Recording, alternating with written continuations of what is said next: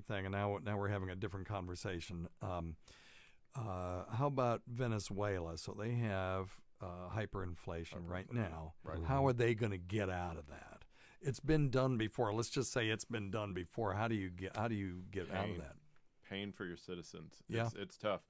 And usually when you induce pain.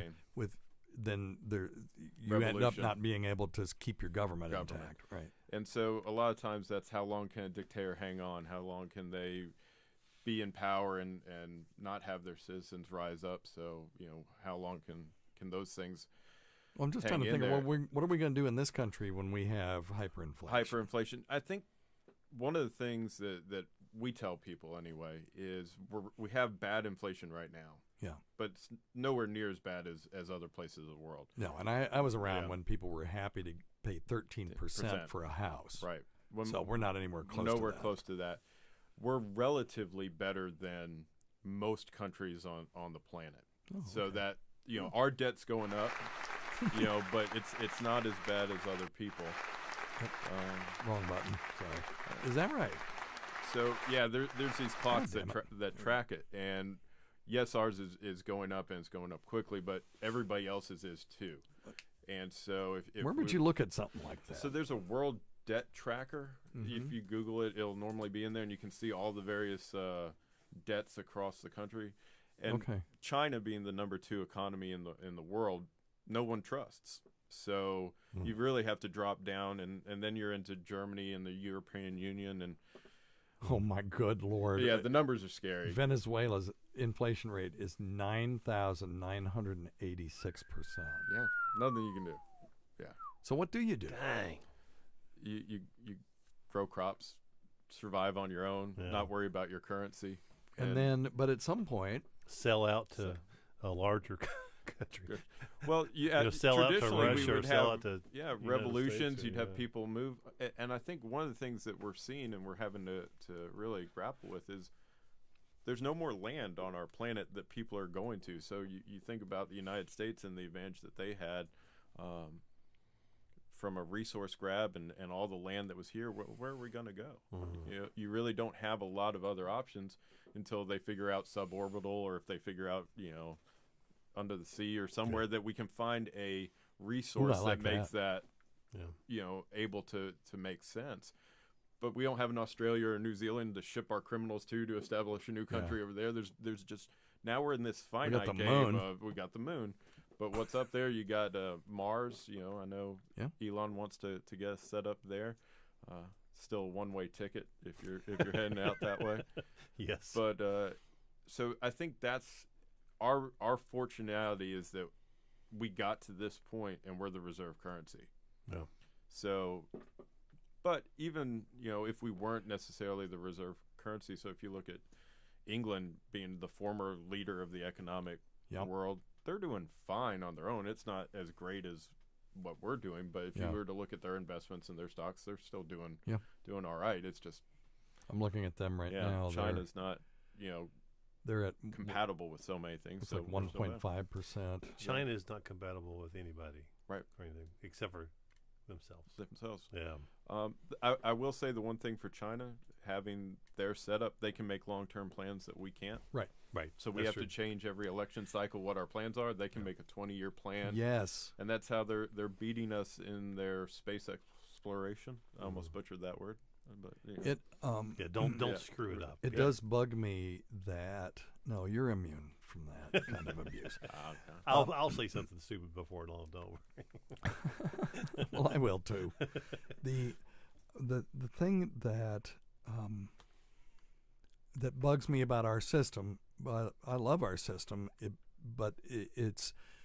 We are short-term election cycle, even though we have people in the House of Representatives that have been in there forever. I just heard Nancy Pelosi is actually going to run again, even though she's in her 80s.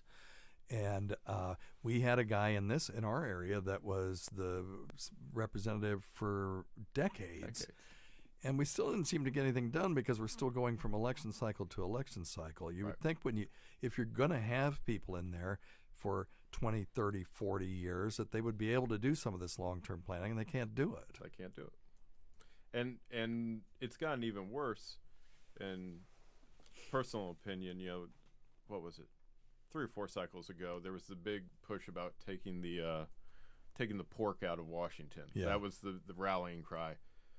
Well, amazingly, you took the pork out of Washington. Now nothing even gets done even more. So we've taken the grease out of the system, and so No, there's no reason to there's do no anything. reason for me to make a trade with the other side, or there's no give and take. So it's even worse now. But So what should we do? Just hang in there? hang in there. That's what. Stock market loves gridlock. So what have we had in Washington forever now? It seems like gridlock. We'll have gridlock again pretty soon. Pretty soon. Yeah. The pendulum swings back and forth, and you used to get those 2-year periods, and I don't even know if you get a 2-year period now, and everything's executive orders that can be undone the next time around. Right. Yeah. Yep. Okay. Well, actually, I feel a little bit better after talking to you. I thought I would feel a lot worse, but I'm looking at this inflation rate by country, and we actually are not doing that bad. We're not doing that bad compared to some places. And I don't discount American innovation. So it's. Well, and I think we're pretty good at investing in ourselves as a general rule, and working hard, I think. Yeah. I think when it gets down to it, we'll be God okay. damn, this is about as boring as sex with my wife. Okay, sorry, dude. Yeah, we'll get to the. Yeah, and my topic bores the tears out of my kids, but Well, no, it's our future, so we gotta Yeah. at least. But we don't have to spend. How many minutes are we in? We probably spent enough time talking about it, economics. But, yeah, okay, we're 30 minutes in. That's good But stuff. I find it fascinating. No, I do too. And, that's actually a really good take, and I appreciate you letting us know about that, because I honestly do. I was this close to calling my other financial advisor and saying, listen, just put everything in gold coins.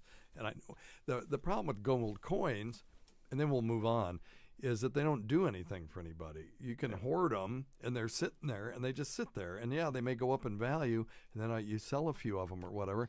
But when you buy a stock, of course, you're investing in a company that then can employ people, that can then build widgets, that then can improve our quality of life. Pay you a dividend. Yeah, and pay you a dividend, the whole thing. So, I want to be actively investing in this country and in my brothers and sisters that are, that live here. Yeah. So, well, in gold, you have to hold out for fear. And that's that's psychologically for me, that's always been one of those things. We'll have clients who want to hold gold, and there's ways to do it, whether you own the coins or a tracker. I own some gold mine stocks. Gold mine stocks, at least they get the revenue from mining it. Some people want to hold the GLD gold tracker. You got to hold that thing for 20 years. Yep. And that's tough. Casey, you're on Weird Medicine. I have nowhere to park. Can you have Scott back up his car? Okay, sure. Yeah, we'll do that. What the hell's she doing home? Okay, bye. Who's parked in Casey's parking place? That might be me. I parked where Scott told me to park. It's me. Okay, so we're going to do some time machine magic. What I'll do is I'll just stop the recording. You ain't going to miss me. No, we're good. We're good. Both you guys can go fix it, and then I'll just talk to the people in the chat room. Good Lord. Jesus Christ. Casey. Talk about, and I'm going to get on her ass too. Talk about it.